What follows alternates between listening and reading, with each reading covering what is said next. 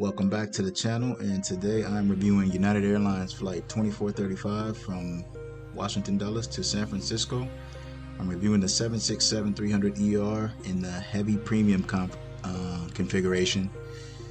This business class, it's labeled as domestic first on a domestic route, but this cabin has 46 Polaris seats in a 111 configuration. This is probably the tightest of Polaris seats I've seen. They get tighter and tighter the more narrow the plane gets. I mean, with the 777 being the largest plane, but even that's tight just due to the I think the structures around the seat that make it tight in the aisleways no matter what.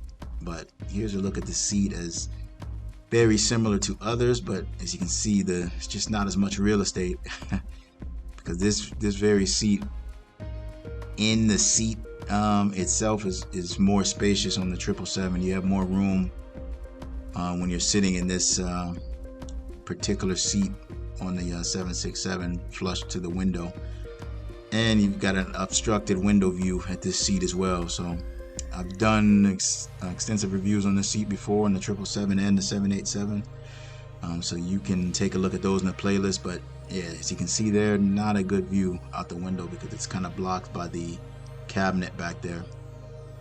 But that is the seat, and it is narrow. It does bring back bad nightmares of the 787-8 on American Airlines and that Concept D seating, and I'll show you why a little later. And this is another, the overhead bin space is very low, so you got to watch what kind of bag you can fit in on that side. While this plane is refurbished, the overhead air nozzles weren't refurbished, and here you can see a look out the seat as far as the privacy goes. So pretty private seat there, as all the Polaris seats are. So I'm gonna take you with me on the taxi and take off, and feel free to join me back at the 5-minute mark if you want to just skip right back to the review. I'll see you then. Thanks.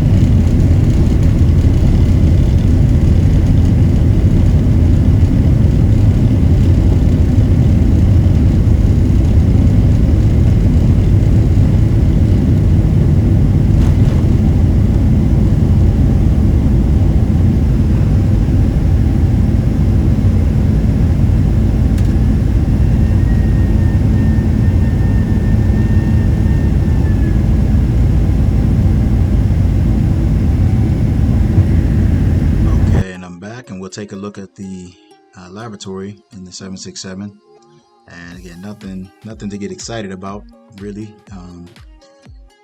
It's a pretty standard lavatory, nothing really done special. Just you have the blue ambient lighting, but again, nothing too too special about the bathroom that you wouldn't see on another 767.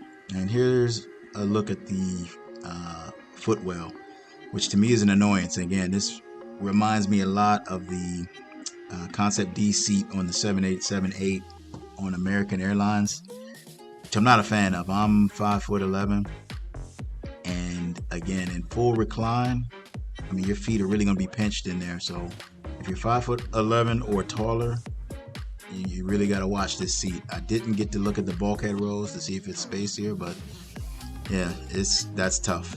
Now, as far as the service goes on this flight, you did get water.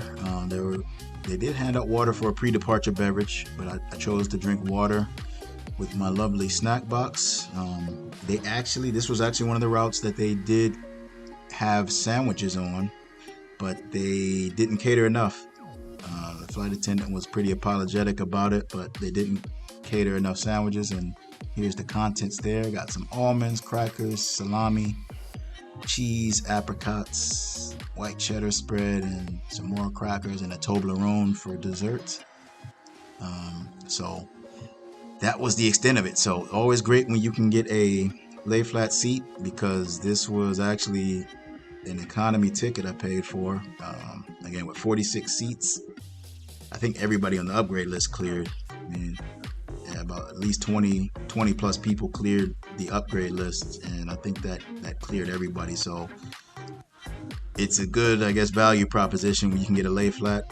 Again, this is a route that isn't a premium transcontinental, so you wouldn't have to use plus points to upgrade on this route either. So if you get lucky on a low economy fare, it's not a bad upgrade for a cross-country flight. So that was my review of the 767-300ER in Polaris on United Airlines.